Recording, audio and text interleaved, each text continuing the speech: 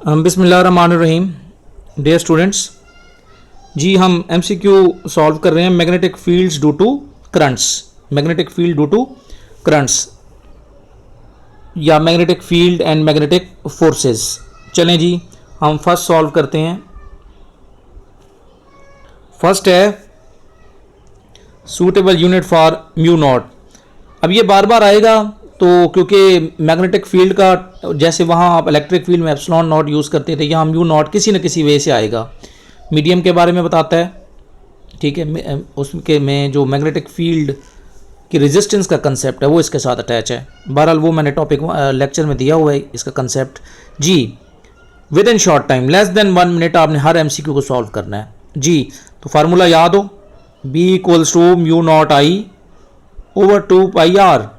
यहाँ से mu naught को अलग करें, म्यू नॉट को अलग करें तो ये बन जाएगा पी आर। 2 पाई लिखने की ज़रूरत नहीं है जी, ये लिखने की ज़रूरत नहीं है। बी, अब बी जो है ना ये F equal to I L, B से आप निकालेंगे तो बी इक्वल आ जाएगा एफ ओवर आई एल, साथ यहाँ आर आ गया और यहाँ पे आई। जी, यहाँ पे आप यूनिट पुट करें और चेक कर लें कि आपके पास वैल्यू क्या आती है। एक तरीका ये है, दूसरा तरीका ये है कि आप डायरेक्ट बी का टेस्ला, आर का मीटर और नीचे जो है ना वो एम्पियर आ जाएगा। तो चेक कर लेते हैं कि किस फॉर्म में चीज़ें गिवन है। एक तो ये है बी आर ओवर, अगर डायरेक्ट इसको चेक करना है, टेस्ला मीटर पर एम्पियर। ये देखें, टेस्ला मीटर पर एम्पियर, तो टेस्ला की वैल्यू गिवन है। टेस्ला का टर्म आ रही तो इसका मतलब है फिर आप इसको ऐसे ही सॉल्व करेंगे। नोट कर लें इसको जी। Next, third, electron are going around a circle in a counter clockwise. ये देखें counter clockwise, at the centre of the circle they produce a magnetic field. बहुत आसान है। अब यहाँ पे जो कंसेप्ट यूज़ होगा ना वो बड़ा आसान सा है कि अगर आप आपका करंट जो है ना वो उंगलियों में यानी मुड़ रहा है तो आप स्ट्रेट कर लेंगे अंगूठे को तो वो मैग्नेटिक फील्ड देगी। और अगर किसी वजह से वायर्स ही इस तरह से जैसे सॉलिनॉइड में है, अगर आपका बी किसी वजह से मुड़ रहा है तो फिर आप वहाँ पे इसको उल्टा कर लेंगे दोनों को, ठीक है। इस कंसेप्ट में क्या है कि करंट जो है ना वो सर्कुलर फॉर्म में है। अगर करंट सर्कुलर फॉर्म में आप किधर बनाएंगे सर, क्योंकि इलेक्ट्रॉन इधर मूव कर रहा है तो आपने लेना है पॉजिटिव सेंस में।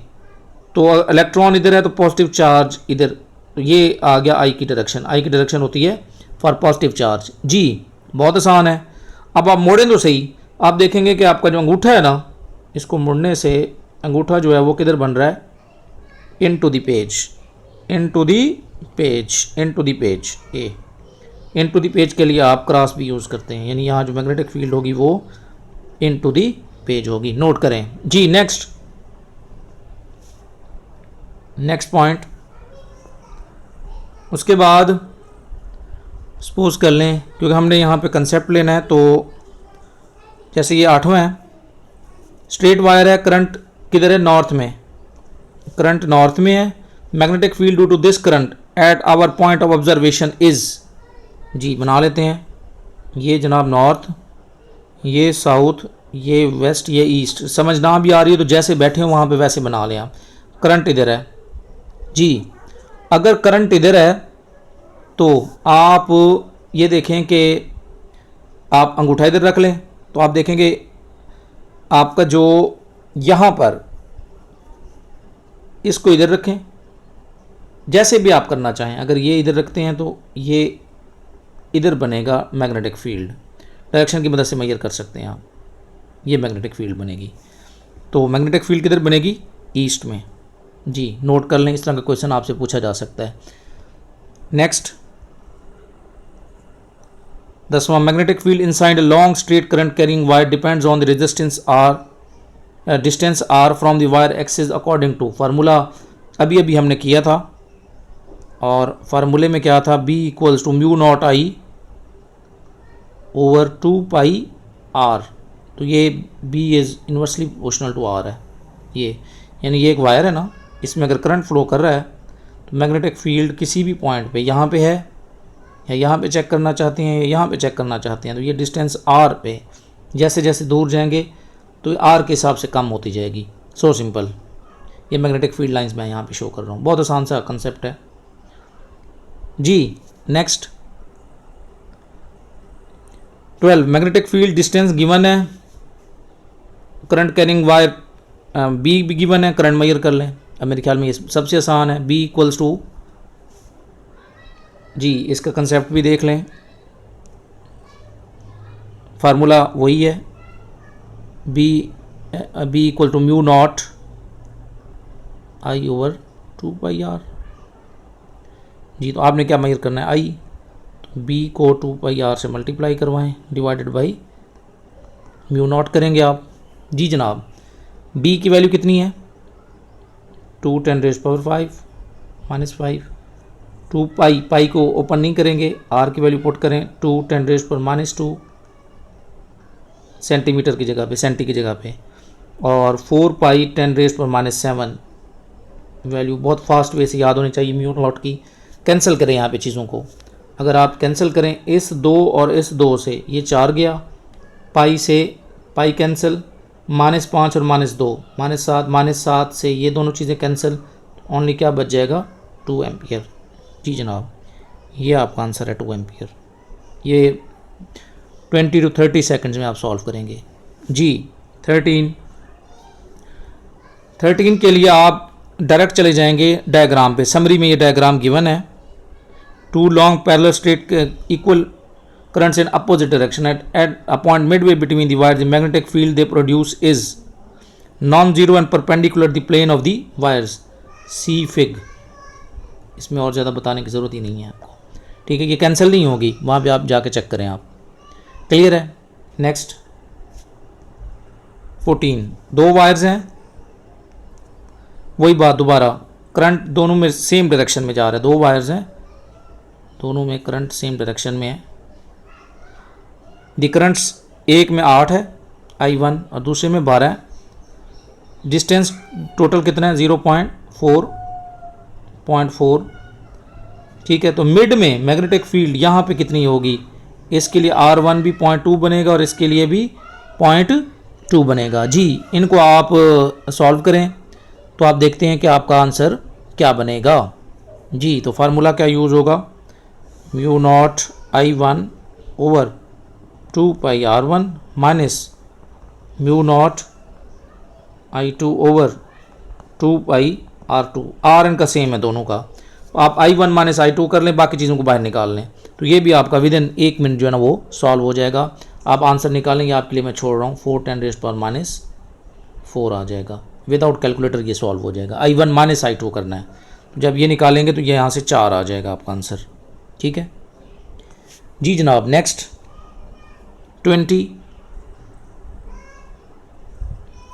जी, ये अगला जो है इसमें उल्टा करेंगे आप, इसमें 8 और 12 को ऐड करना है आपने।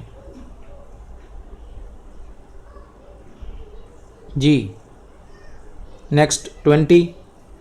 अब again 2 wires carrying same current repel each other with a force F per unit length. F per unit length का मतलब है कि फोर्स कितनी है 2 वायर्स के दरमियान, ऐसे जैसे यहाँ पर स्प्रिंग लगा लें आप, चलें ये स्प्रिंग लगा लें। अब ये स्प्रिंग बताएगा कंप्रेस और रिपेल से कि दोनों में करंट सेम है या अपोजिट डायरेक्शन में है।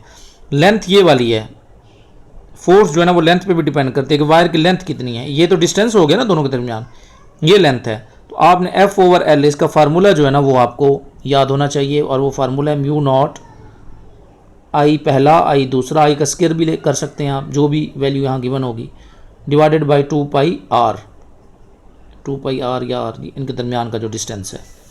जी, तो F ओवर L जो है, करंट्स डबल कर दें, जब डबल करेंगे I का स्क्वायर वो कितना आ जाएगा 4, और लेंथ जो है ना ट्रिपल कर दें तो लेंथ ये है, डिस्टेंस सेपरेशन जो है ना ये r, ये कितना कर दें 3, तो ये नीचे आ जाएगा 4/3, 4/3। तो फोर्स जो है ना वो 4/3 हो जाएगी पहले के मुकाबले में, 4F डिवाइडेड बाई 3। बहुत आसान है इसका कंसेप्ट। जी नेक्स्ट 22,